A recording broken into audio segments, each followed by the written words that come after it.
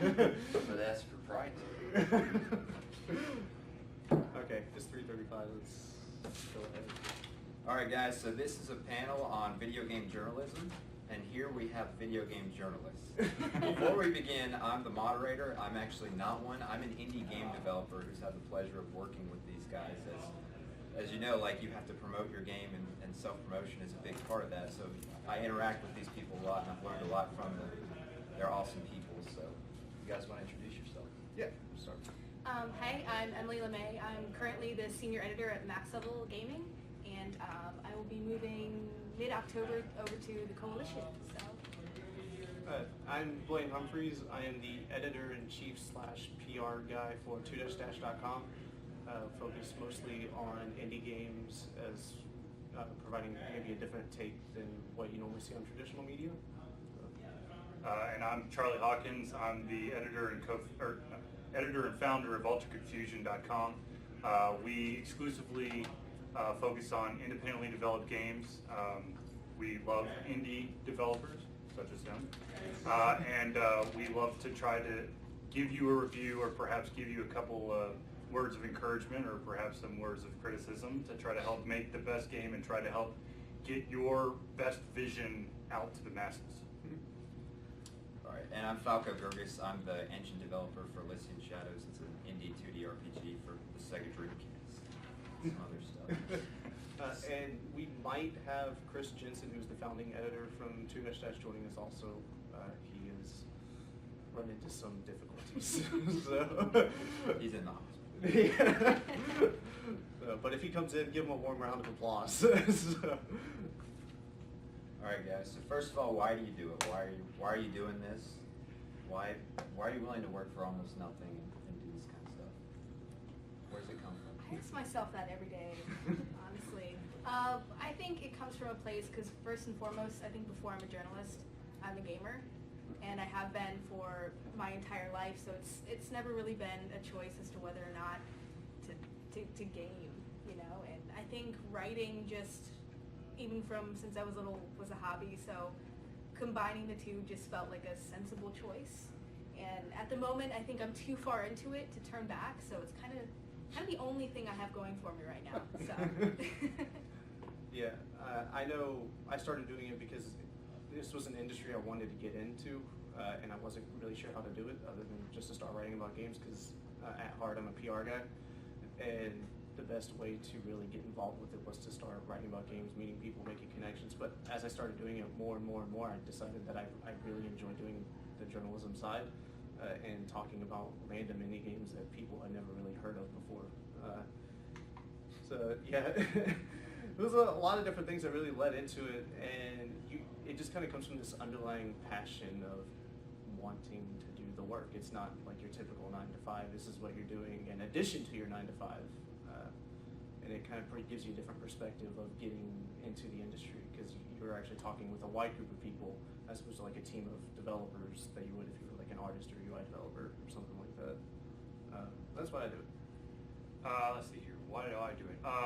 Since the very first day I sat in front of a computer, I knew I wanted to have some kind of piece of the industry. I was a developer I went to school to be a developer. I was a developer for a little bit, and unfortunately, because of the economic times we live in, I was booted out of that industry, and so this is my way of keeping a foot in the door. As a result of my, I guess, exile, I now understand the struggles that individuals have about trying to get their name out, trying to get their product out, trying to at least get an honest opinion about their thing that's not their friends or family, and hearty pats on the back. You go, you're doing awesome. But I really enjoy it. I know I make next to nothing, but I love video games. I love everything to do about video games, storyline, art, music, and that comes out in my reviews. So I think also just being able to kind of like bridge the gap between community and industry is a cool thing to do. You get to get your hands dirty with a lot of games, and you get to see a lot of things that you normally wouldn't expect to see doing the kind of things that we do, that you wouldn't have any other way of doing it. I mean, I know that was probably something really vague, but there's really no way to describe it. It's ultimately something you just do because you love doing it. And I have to say, from the perspective of a developer, like as we did our Kickstarter with Elysian Shadows, we wound up raising 185 grand. We quit our jobs and like making the Streamcast game for a living now. These guys, the articles they write on our games were honestly like the best articles there are, because it seems like the big sites like Kotaku, they'll write maybe like 3 sentences about your game, just very, very surface level. These guys are actual writers. They go in, they learn about you, they learn about your product. Honestly, like I was more proud promoting these guys, the articles they would write, because they had substance. They weren't superfluous on our social media and as Kickstarter updates and things like that. So as a developer, honestly, like sites like their sites are really the best way to start out, and that's where you build a fan base. Well, it's actually interesting you bring that up, because even though like we are smaller, the people that view our articles treat them no differently than they would something from Polygon, IGN, or Kotaku. So if we mess up, oh dear God, like everybody knows about it, and they will not hesitate to call you out. So I think that kind of stems like we have to be a little bit extra careful, because we don't have the leeway. Like if we were to mess up, we've lost those fans. I like that. And sometimes developers, if you accidentally are trying to review way too many games and you accidentally put the wrong developer team on the review. I did that once. I learned from that is a mistake. bad Yeah. idea. But so we've got to not only deal with making sure our articles are correct, have substance, but we've also got to captivate the audience and keep them coming back, so that we can't afford to do that, because if we lose a fan, they're gone for good, and if we lose fans for good, then we lose our audience. I mean, then we got to keep the audience. Everything we do is for the audience. So what are you guys looking for in games that you cover? Is there any particular criteria? I mean, what catches your eye? I think on a personal level, I always look for games that have a really, really amazing story. I'm drawn by story constantly. Like, graphics are nice, frame rate, all that stuff is great, but if you've got the story there, I will work with you on anything you want. But I think as far as a team, we're just looking for a kind of a cohesive game, something that has a clear concept, something that you can give to us so we can take a look at it, whether it's a trailer or a demo, beta, whatever. But we're just looking for anything to play, really. If you've got a game and you've got a concept to give us, we will help you get that out there. Well, maybe you. No, I know we mostly look for something unique. Like I know when Falco sent us a random Facebook message. Yeah, I was going to mention that later. Which is probably the worst way to contact somebody. But the thing that caught our attention was it was coming out on the Dreamcast.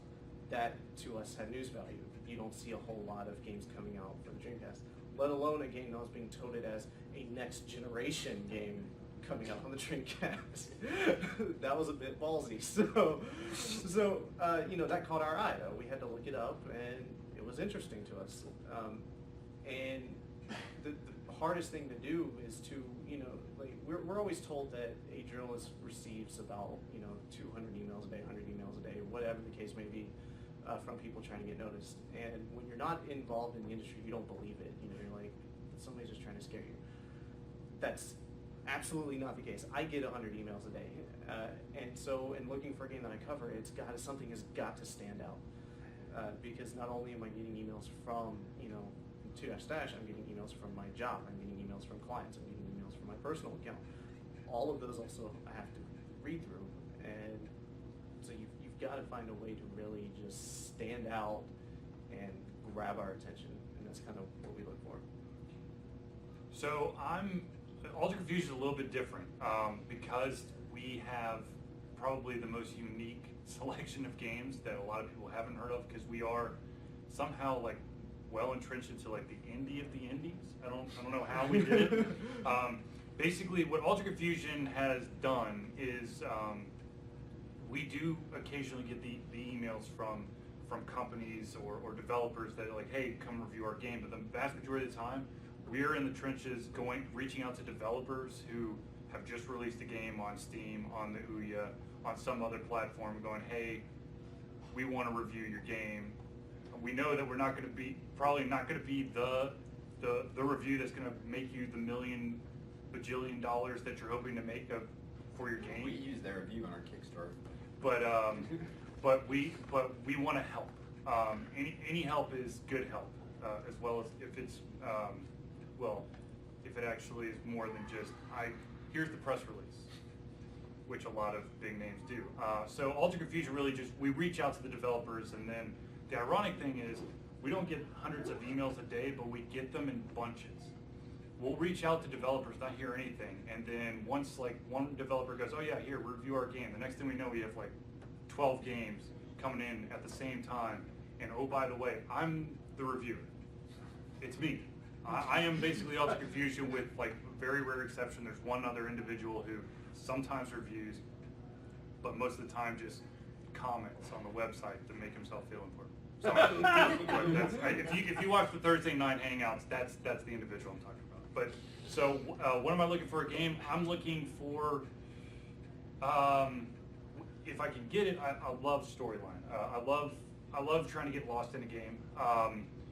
The best kind of games for me to really help an individual out with is really a point-click adventure, because I can not only give you everyone a review, but I can also do a walkthrough that will do a video of every single segment of the game that allows a little bit more in-depth look for these games that no one's ever heard of, so they can actually see some gameplay, see how it flows, see how the graphics are, see if there are 37 load screens just to go in from one section to another section, which was the case for one of the games, but yeah. All right, guys, so with all these emails coming in, how are you prioritizing this? I look for emails that are, I don't know, I like to say business casual. Like, I don't want to just go into my inbox and find like an email from someone like, oh hey, here's my press release, and then a whole bunch of just like random jargon about your game. Like, that doesn't tell me anything about who you are, what you're setting out to do, what your studio or what yourself is doing. So I look for someone who's going to take the time to explain something about their game that's not just a press release you're sending to everyone, because I don't want to do it, but I have so many emails in my inbox every day that it's hard for me to just go through press releases and be like, oh, type it up, and spit it out, because I want to take the time to play your game and get to know you as a developer and kind of build those relationships. So it's important to me to kind of make that initial really friendly contact. Yeah, kind of along the same lines of that, but with us, not only are we focused on reporting the games and talking about things that you might not have heard about, but we are also trying to build our audience, and the best way for us to build our audience is to look for developers that are active with their communities. So when we get the press releases or the emails, we'll check the developer out and see what else they have done. And if it's somebody who is just brand new announcing it but is super involved with their community, we'll do a full-on spiel about it. But we tend to be a bit hesitant towards, I guess you want to say, developers that are just silent. I mean, it can be a huge game, but if they're not going to share what we've written about them with their fans, then it doesn't really help us. And that's something we also have to take into account, because we have to ask, if I'm not writing the article, I've got to ask one of the writers to write the article, and they're working, for free just like we are. And if nobody's going to see it, then for us it's not fair to ask them to take time out of their day to write it. And we have gotten a core audience that has been growing and growing and growing, but we've gotten that audience based off of other developers and other community members sharing our articles with them. So it's kind of like a help us and you help yourself type deal, because even though we may not get the millions of views per day, we do have a steadily growing community based off of the actions we're doing now. So basically the same as y'all. If the first interaction is going to be an email, I kind of want to feel like it's a little bit personalized. I don't want that, this is our game, here's a synopsis, here's where you can get our art assets, here's our press release, here's a trailer. Like I want some, I want to feel like, hello, he's actually reaching out to me. Hey, here's this cool game that we've been working our asses off for a year. Actually show like you give a damn about the game, instead of just, here's the information, deal with it. And to kind of go along with that, art assets are another big thing we look for, because we are so inundated with other things that we you don't always have the time to go and pull off and find the best art assets. If you provide them to us, it increases your chances of your stuff being mentioned on our site exponentially. With art assets, it definitely enhances the ability for us to give you the best look at your game. If we have to go look for art assets, it may not be the best screenshot you want of the game, but that's the one we're going to have to give you if you don't give us something to work with. And just have them in general, because I've gotten emails from developers who are like, hey, come check out my game. And you go to their site and it's like a little synopsis about their game, and that's it. It's like coming 2020, you know, and I'm like, why? We can't work with that. I can't do anything with that. Like, thank you for the effort, but. Yeah. Get back to us when you actually are closer to actually having a game. Yeah, exactly. All right, this next one's kind of more for me. It's Oh boy. how do you best get approached for coverage? Now, I want to say real quick, like when we started ES, I sent 2 on Facebook a message. I'm like, yo dog, I don't know what I'm doing. I'm trying to make a Dreamcast game. He's looking not for some lying. fresh stuff. That's literally what we did. Somehow I that just worked. happened to be on the Facebook page when he sent that, and if I had not been there, I would have missed it entirely. So, What was I supposed to do? I don't know. Go to the website. But seriously, what's the best way for people to reach you or to reach out like that? For us, like we kind of mentioned earlier, be creative with how you reach out to us. I think yours is hilarious, but it doesn't often work, so don't do that. But I think the best subject line I've ever gotten, or one of the best ones I've ever gotten, was our game blah has appeared on the 2 homepage. Click here for how. And I was like, huh? We did that. So I clicked on it. It was like, oh, okay. And the thing made me laugh. It was a great email. They had everything. Things like that work. And you don't always get that because like there's kind of this thing in the industry that some people think you need to be too professional, and then there's other people who think you need to be the exact opposite. While sometimes the exact opposite does work, you've got to. It's got to do something that really makes us, I guess, laugh, smile, or grabs our attention to it. If you put puns in your email to me, like I guaranteed I will cover your game. She loves like puns. I love puns so much. You have no idea. But no, it's the same for me, you know, like I said, you know, we get tons of emails every day. So if you put an interesting header, not just like game for a press review, like do something interesting, be interesting. Like I call them business casual emails. Like put a little bit of your personality into it. Just don't sound robotic, because that it comes across, at least to me, as kind of a very negative thing, because being like too professional is like, hello, this is my game, please review this, blah, blah, blah. It's like, I think one of the most hilarious ones we got in kind of a bad way was, I'm not going to say the developer, but it said, review opportunity was the subject. And you're like, I'm curious to click on it, but not in the way you think. So, yeah, don't send that. For me, it's really just know your audience. We're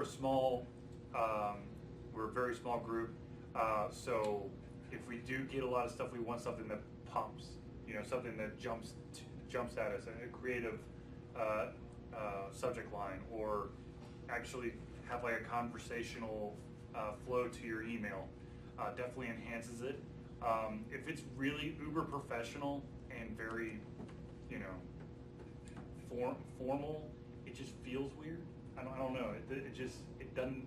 For me, if it sounds laid back and cool, and it sounds like this person has confidence, that's I don't want a robotic response where I can't gauge how the person actually feels about what they're writing me about. Yeah. There are some developers that will use, like even indie developers, they'll use like a PR company, and the unfortunate thing with going through the PR company is it creates an extra step for us to, you know, contact the developer or to get assets or to even have a conversation with them, because the PR company is very, like often very bland. And often another thing we've noticed is sometimes the PR companies, when they send out the blanket emails, they don't even try to like hide that they sent the email to like 800 people. Like if you click the to line, it'll have a list of everybody they sent email off to, and you kind of like, okay, I don't know if I should do this then, because. Yeah, Yeah, I feel like in-house PR is like going to be mutually beneficial to both parties. Yeah. And the cool thing, I think the cool thing about like independent game journalism is that, especially I think with our sites, if we don't feel like we get an email from you and we don't feel like it's maybe not the right fit for us, we will send it on to Dash. Yeah, I think I sent Falco stuff off to everybody because I was like, hey guys, like this game's got news value. Like we're kind of like a community here too. We're like our own independent community, and because we're all trying to do this stuff. We're all doing this on the side. We're all trying to become like the next Giant Bomb or the next IGN or whatever you want to call it. And we understand that the best way to do that is to be friendly with each other, not to like. I do want to say something real quick. We have aspirations of becoming that, but please, if you try to get into the journalist profession, do not think that day one you're going to magically be that. That's where Altered Confusion went wrong in 2007, and it's taken us 4 years to actually realize what the hell we did wrong. Yeah. And now, now that we understand that we have to build, it's a much better process. Much better. But I will say on the subject of having a PR firm between you and these kind of guys, like we actually, during our Kickstarter, we tried that because we had so many emails, so much crap going on that we were like, okay, we'll pay you a little bit to like try to interact with these guys here.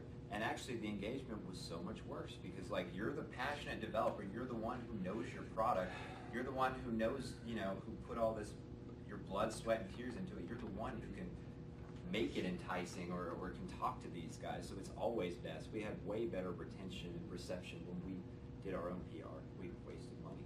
How did someone else do it?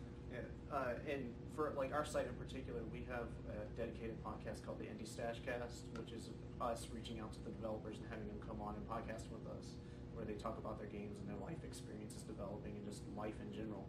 And when you have to go through an extra step to make that happen, they really get confused sometimes because they're like, "You want to interview our guy on a podcast?" Yes, we do. Well, when do you want to set it up? Well, that's why we want to talk to the developer. When are they free? Because and so it really makes life complicated. I also want to say something about PR companies. If you do use a PR company and you, the developer, have reached out to a website or a group of websites, make sure the PR company knows that they're probably going to get contacted by these websites, because I was talking to a developer a while ago who was very passionate about his game, and he's like, dude, you got to review it. And I was like, okay, so how do I get access to your game? He goes, well, you got to go through our PR company. PR company turned us down saying, oh, we only want people who can actually talk about our game. I'm like, okay, sure. So I talked to the developer, I'm like, sorry, man. And also a big pet peeve for me is when, we're talking with developers and they send us like a review code to review their game. And in the email, they're like, oh, the embargo lifts in 2 days. And it's like, oh, what? You expect me to like sit down and review this in 2 days, your massive game? So like the best thing to do is like give us a nice heads up, because we just have a lot on our plate and we want to do it. We want to sit and review it for you. So we just want to give you, at least from my site, the best coverage possible. So to be more prepared is so much better for both parties. Yeah. We're running low on time. Can we go low? Are we? We are? What time is it? 4 o'clock. 4 o'clock. Okay, we got. Then you go until 4:30. Oh, okay. Oh, Never mind. okay. Sorry. I was gonna say the next question is the most important one. How are smaller sites like yours beneficial? How do you help anyone out? It's most important. Okay, that's actually a good point, and we've actually been asked this before by people, like why would like a developer or a PR company says, well, why would we want to be on your site when we should be trying to focus on being on like Polygon or IGN? And the reason is, like we said earlier, is we have a growing following. The people who read IGN and Kotaku and Polygon also read or the people who read our sites also read Kotaku, IGN, and Polygon. We're not exclusive to just our readers, they read the others. When you have fans of a game who see this really in-depth article written about their game on the smaller site, they will link back to that article and like the comments of an IGN article. Like if IGN article puts up 2 or 3 lines about a game, and people want to know more about it, we've seen fans from their games link back to our stories, which helps. It helps the developer, it helps us, it helps everybody. And that's a huge factor for it, which, like I said before, gets more people to us, it gets more people, fans of ours, which then helps the developer, it causes a chain reaction. It also, for really small studios, especially if we were to link back to your website, it helps your SEO. That's a good thing. I think another thing is, if you are a smaller developer with a bigger site, you may have someone doing a little bit of extra research about, well, has anyone else talked about this game? And to see that the smaller sites are already talking it up, and you're seeing link backs from that to other sites. Yeah. Then they can gauge the importance, or maybe the momentum that this game is gaining, and then they can add additional attention to it. Yeah, and I think a good example we noticed of this was when there was a game we covered. It was an RTS game developed by one guy, and it got mentioned on like every gaming website ever as this huge, beautiful RTS being developed by one man.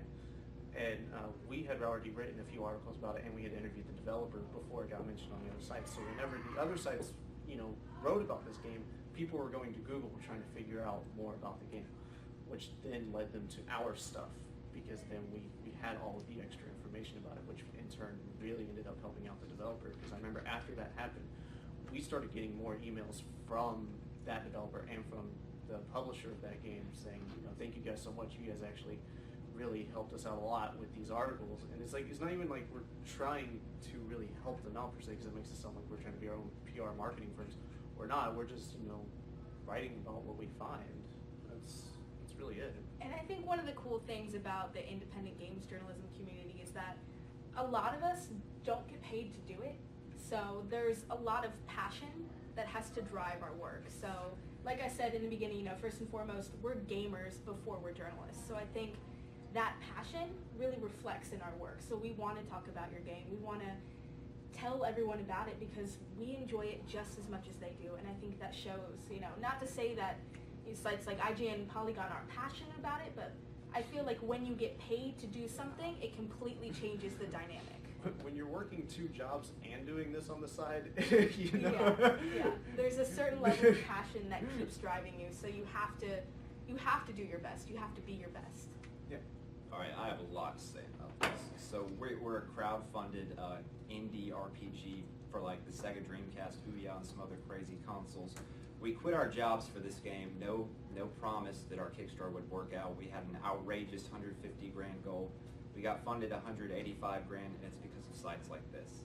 Because in all of our Kickstarter, we only got one big site mentioned, which was Kotaku at the very end, and that was only because sites like them were covering us, were slowly like helping us build an audience to the point where they thought we were even relevant to them.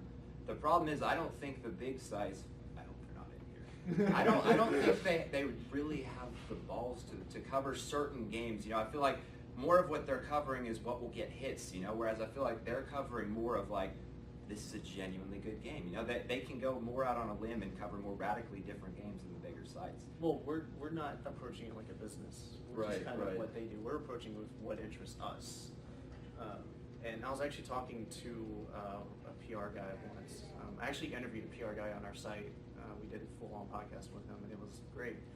And he said, EA could put out a press release saying during the middle of the World Cup, when Brazil plays their next game, we're going to take a nap. And you will see that news story appear everywhere but you won't see it appear really much on our sites because, who cares? It's not something that interests us. I mean, so yeah, I think that is a big difference there because a lot of sites have a parent company to answer to, and we only have ourselves. You're also looking for a huge, in the bigger sites, you're looking for clicks. You're looking, the sponsors want their ads to be run. I have a Google ad. I really don't care. I mean, I just put it there because someone's like, dude, you have to at least try to get money. I'm like, fine. You're right though. when you have like the bigger sites, it has to be a hot topic. It can't be a, I don't know if this is actually going to pan out topic. And if we're passionate about it, we're going to write about it. I mean, that's... Yeah, well, and I remember when Kotaku actually wrote about his game, our traffic boomed. It was insane. I knew, like, without even talking to him, without seeing it anywhere, we went from, you know, we had like, oh God, I don't even want to give out numbers. We'll just say a huge boom. It almost crashed our servers. We were getting so much traffic because people were searching for his game. They're like, you know, Dreamcast game? No friggin' way. That can't exist. What? It got its Kickstarter funding? How did this happen? And so they started searching for it on Google, and they brought them to us. Now, I literally would not be sitting here today if it weren't for sites like this. Literally, I would be back at work, back at a desk job. It would not have worked out. Without a doubt, that was like the biggest key to success for our Kickstarter. So next, how do you come up with creative content for your site? It's a trade secret. Witchcraft. That's actually interesting. You just got to kind of come up with what works for you guys. As you got to figure out, like, it takes a little bit of trial and error, figuring out what people come to your site for and what keeps them around. Because, you know, we could write feature articles all day long, but if they're not getting any views or if people are coming to the site and clicking off instantly, it doesn't mean anything. So it takes a bit of research and also becoming kind of recognized as a source that provides a unique kind of coverage that you won't find. I know for us, it's the 2-stash, Indie Stash. Say that 3 times fast, it's fun. But that's kind of what we've become known as, and that's kind of what we gear most of our content around. Yeah, a lot of it is just knowing your audience. I know for the Coalition, it's kind of an odd site because it's video games and hip hop. So it's two very random things that I would have never put together, but it works so well because I think we were talking about this the other night. Gaming is not just like a nerdy thing anymore. You know, it's pop culture now. It's very inbred in the culture. So people come on to look at hip hop and they also see titles like, oh look, the new Halo remaster, blah blah blah, and they keep clicking. So to find original content, like I brainstorm all day. Like I'm constantly in a state of just, oh, what about this? This would be a great idea. And I just keep a notebook of ideas, and half of them I never use because I figure out they're really stupid. Like I'm one of those people who like wake up at 2 in the morning with this idea in my head, and then wake up, you know, at like 8 and be like, fish tacos? Like what does that even mean? Like what's really great is her like random tweets at like 3 in the morning. She's like, I'm gonna write about this. No, you're not. Half of them never happened. But, like, they were great at the time, but no, like it's a struggle to create, you know, creative content. But I think it also, on part, is bringing together a team that shares your views. You know, getting together with a passionate team who are able to articulate these ideas, because that's what's most important is having writers who are able to voice their opinions in a unique way, I think. Because I think the thing with like coverage is that everyone's doing coverage on something, but if you put your voice into it, it's going to sound so much more interesting than anyone else's. So yeah. Which also is why we encourage the developers to actually talk with us, because then it makes it a bit easier for us to put our voices in it, because we've been, you know, chatting with the developer. So Trial and error and alter confusion. I'm gonna be totally honest with you. It's like I'm like you. I come up with random ass ideas. I write them down. He actually acts on them. Yeah, I act on them. well, I have to go through my editor-in-chief, and he's like, no. Well, see, we since can't I am do my that. own boss, I'm like, hey, random short story theater, let's go. That was it, guys. Any questions? Do you guys have anything else? you want to ask us? For you, how did you manage to get a Dreamcast game out if most people either A, sold their Dreamcast or... Actually, man, we made 100K almost on Dreamcast games. You know, a lot of people still have Dreamcast. So we're on Dreamcast, Ouya, Steam, iOS, and Android. The vast majority sold for Dreamcast, and even on sites like Ouya forums where they have an Ouya or Steam, I'm seeing like, oh crap, I still have a Dreamcast in my closet, and they're still buying the Dreamcast version just to support it. I mean, there's actually a movement right now for Dreamcast. He's actually doing a panel on Sunday about crowdfunding. I mean, what would you find the game at? Like, We are selling it on our site. We actually have a publisher who is pressing discs So it's like an actual commercial Dreamcast game you bought in 1999. Yeah. joke. Joe.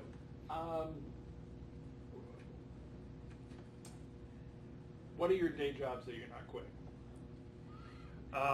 Okay, so I've bounced around a little bit in the past like month, but currently I am I'm basically a customer support representative for a telecommunication company.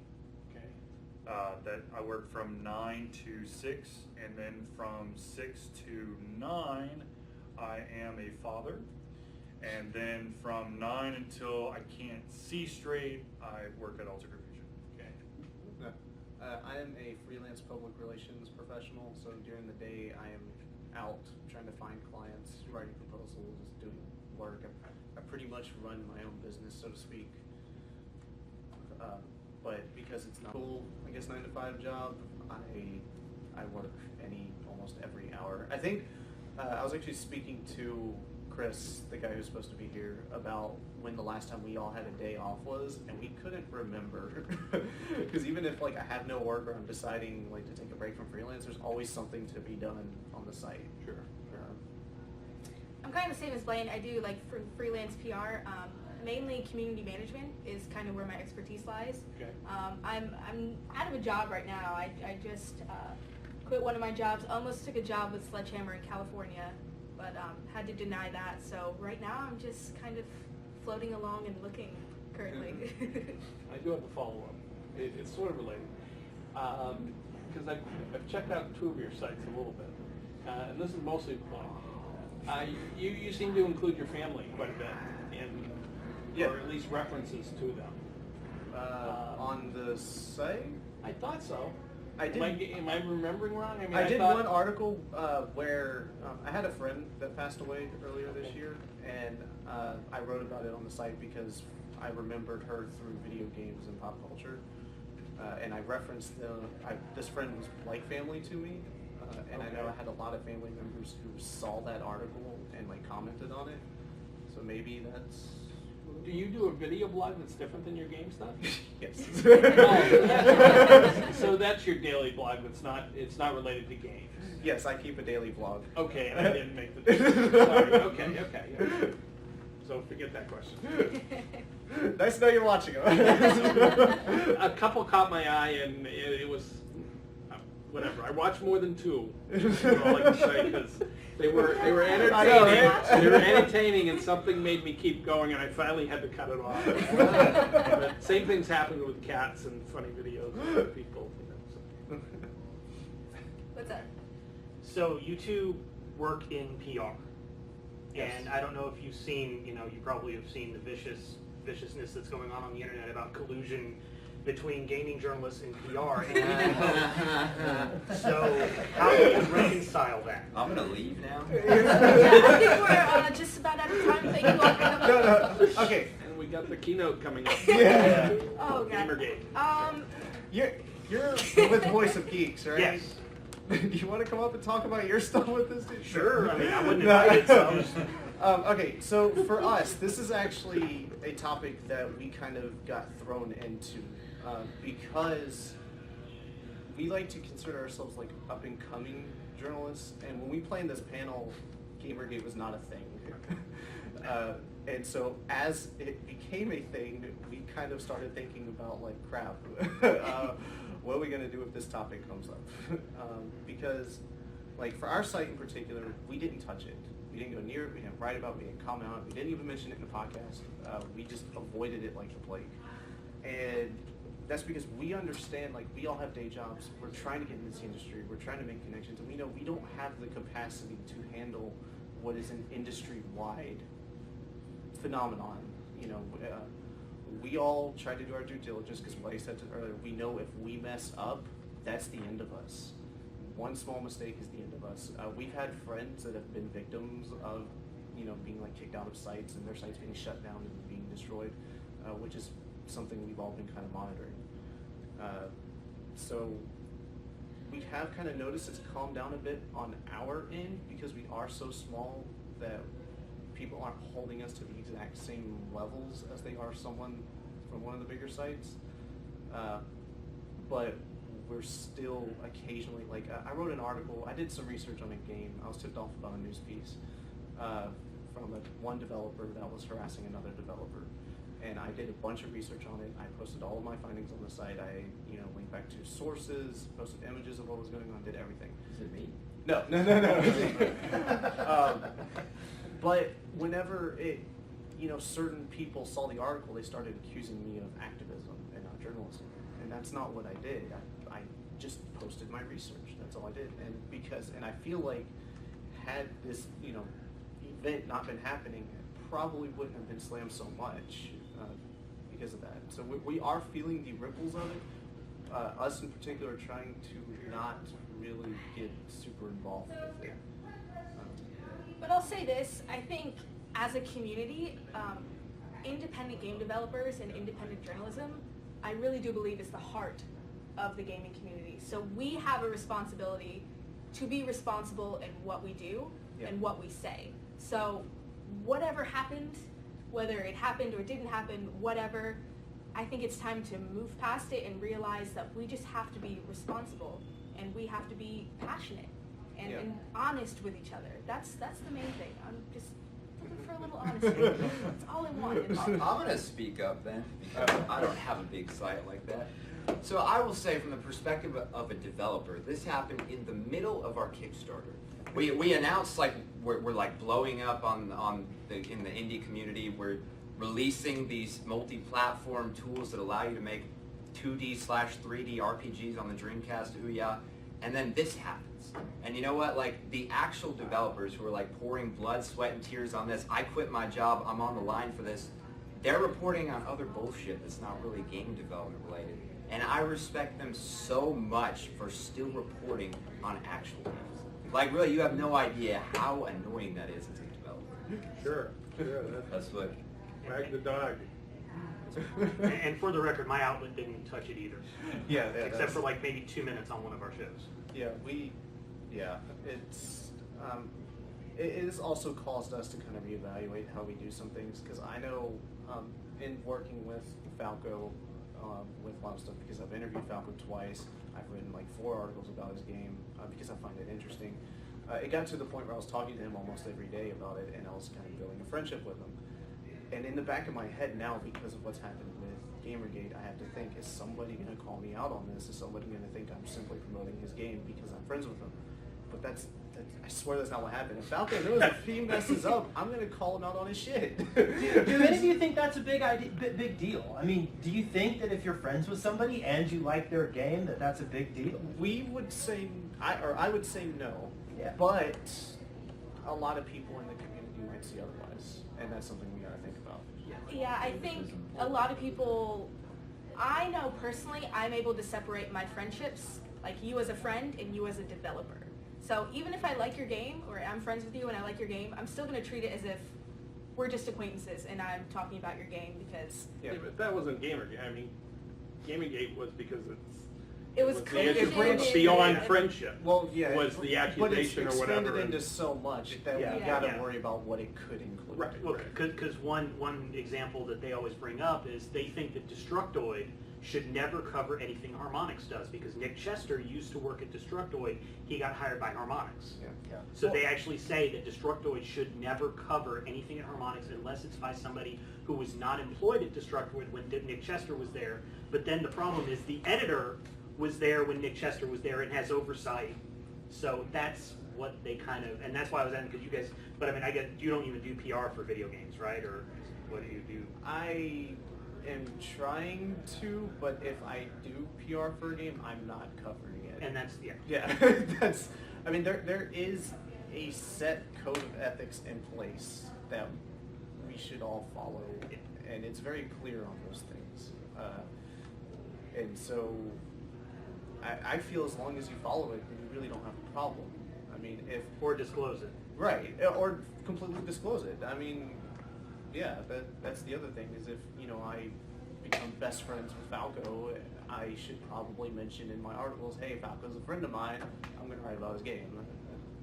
You know, so, yeah. Overall, it's just one big mess. It is. That I'm just saying. And the ripples have branched out into smaller sites. And one interesting thing we have noticed is like when our articles get linked out to other sites and we figure out where they are, the conversation of like that stuff is happening more on like forums and other sites than they are happening on ours. So, yeah. Any other questions? Not. How are we looking on time? I don't know. 10 minutes. Yeah, 10 minutes. 10 minutes. So. Falco will now do an interpretive dance. Oh. Choreograph for listening shadow. No, I don't know. Do we have anybody here who is in game development or interested in game development? Well, I know you are. Okay. Cool. Yeah, so I guess I have a question too, because I'm going to be entering into this soon. Like, at what stage, you said that you wanted to see like a complete game and have like a lot of art assets, but what stage should we start like sending things out? If we don't have a full game, we just have a lot of concepts, stuff like that. At the very least, when you have something you can actually show, maybe a demo. We're doing like a point-and-click adventure game, so it's kind of like the mechanics are pretty straightforward. Yeah, if you have like this really unique idea and like you can have like an art asset or something just to show it is actually working, that's pretty much all we really need. Just so we're not kind of grasping at straws, you know, when we say that this thing may or may not exist. I don't know how Max Level and Coalition handle it. We're pretty much the same. We love our assets. If you have like a little like in-engine trailer, anything possibly in-engine to show us that it is an existing concept and there is something to look at, because a lot of people when they're reading our articles, they'll skip over and just look at whether there's a trailer or whether there's art to look at. Well, and actually this kind of makes me think of a topic that I wanted to mention.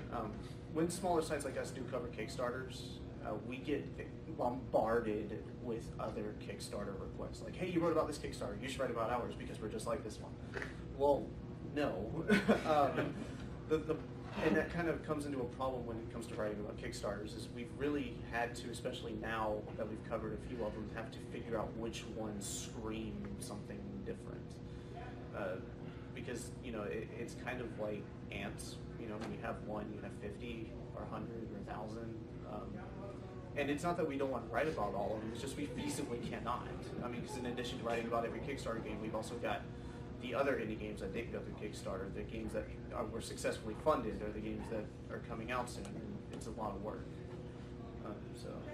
But I know on the Coalition we have a Kickstarter weekly that we do. So we go through the Kickstarter pages or whoever's contacted us with their Kickstarter, and we give you a shout out and some good stuff about your game. So, but usually if you have a Kickstarter, you've already got all your assets, everything you need to No, show. that's not No. right.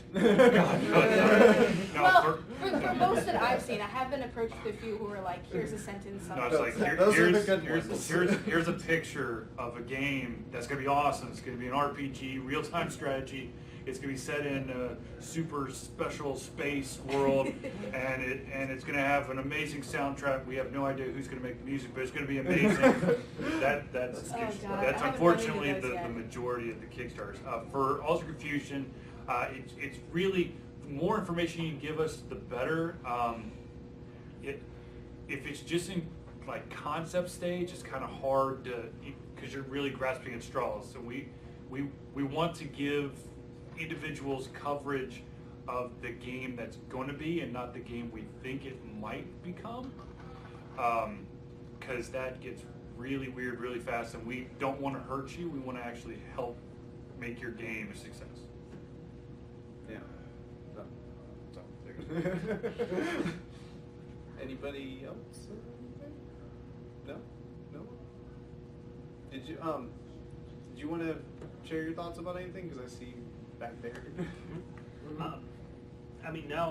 I've been doing game journalism for about 9 years. I do a podcast network out of Atlanta here. I really want to talk to you. Let's hook up. What I look for is New friend? What I look for is interesting story, and when I say interesting story, I don't mean game story, but development story. So things like, we made a game for the Dreamcast. That's something that I like to highlight, something that has a very interesting background in terms of where the game came from, how the game was made, and things like that.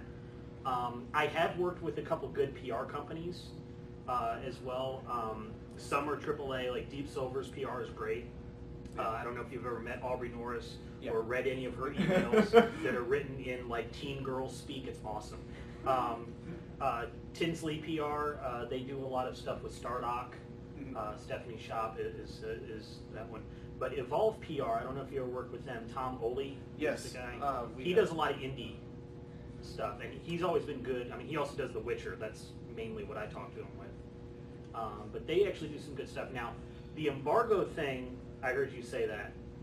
My view on the embargo is they just don't want you posting it before that date, but I have posted reviews well after the embargo date that's- just fine. That's actually, we've run into problems with that because we actually try to follow all of the embargo dates and everything. But like we know, we had a review up for Phoenix Rage. We had it ready to go and everything. We had the schedule, like the moment embargo ended, that review was going up.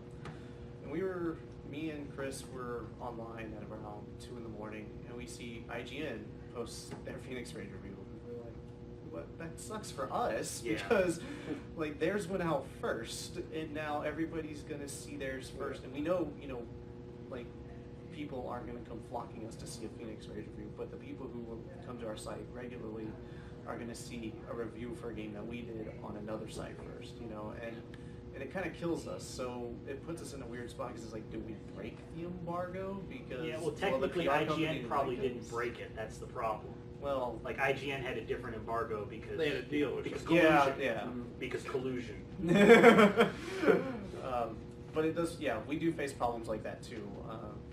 We try to not break embargoes, but sometimes I think we have. Just. And I think, at least for me, it's kind of a pet peeve because I know with max level, I have an editor-in-chief to answer to.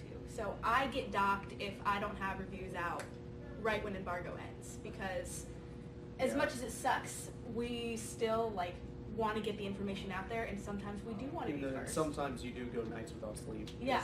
Best example of this is I got the Banner Saga, which is, you guys know the Banner Saga, right? It's a huge Viking epic game. It was in the war with Candy Crush. Yeah. Yeah. Because of Saga, right. So I got the Banner Saga the day before it released, and they were like, "We want you to have the review up by tomorrow." Like, oh, I guess I'm not doing anything productive today, but playing Banner Saga. And so, I mean, it was a fantastic game, but I feel like I wasn't really able to completely get into it because I had such a short time to play it in addition to doing my jobs. So. And it's one thing about me, I don't want to write a review unless I can put 20 plus hours. At least that's for AAA games. 20 plus hours into your game. That's when I like to review. But what's up? I just got a quick question. You guys are all hardcore gamer reviews. Does there exist a non-hardcore games review people? Yes. Or do you guys all drift to hardcore gaming? What? Well, I wouldn't say you review like a QA tester. You give me game, I review game. I've reviewed what do you call it? Interactive adventure games where it's literally just choose your own adventure and it just sits there. Unfortunately, I've done Facebook games, which I've kind of shied away from because I don't like Facebook games because of all the nickel and diming. But yes, vast majority of the games on my site are definitely hardcore because that's what I'm getting. I do try to I try to reach out to as many developers as possible. If developers of more casual games want to give me games, then I review those. Okay. But the vast majority of the games are going to be the more hardcore because that's. And your fans are hardcore, right? They span the spectrum. It really depends. Yeah. The vast majority is going to be because that's the volume of reviews are hardcore reviews. Okay. But you implied there's other people that are. There are, and I don't remember the name, but there is actually a really good casual gaming review site where that's what they focus on, are casual games. You don't mean like Team Zebo, right? I mean, that's the only one I can think of. That's one of them. I can't. That rings a bell because I had a friend who worked there, and it's fair use for them. Just curious. Yeah. So, I think we have the time there. Yeah, we are exactly. Oh, Awesome. Awesome. Cool. Well, thank you guys for coming. Yeah, thank Yes. you. If you were interested, you can check us all out on Twitter. So we are at 2-dash tomorrow. at Max Level at At Alter Alter Confusio. I need to. It's also confusion without the end, 'cause it's just too cool. Unfortunately, we're not there on Sunday.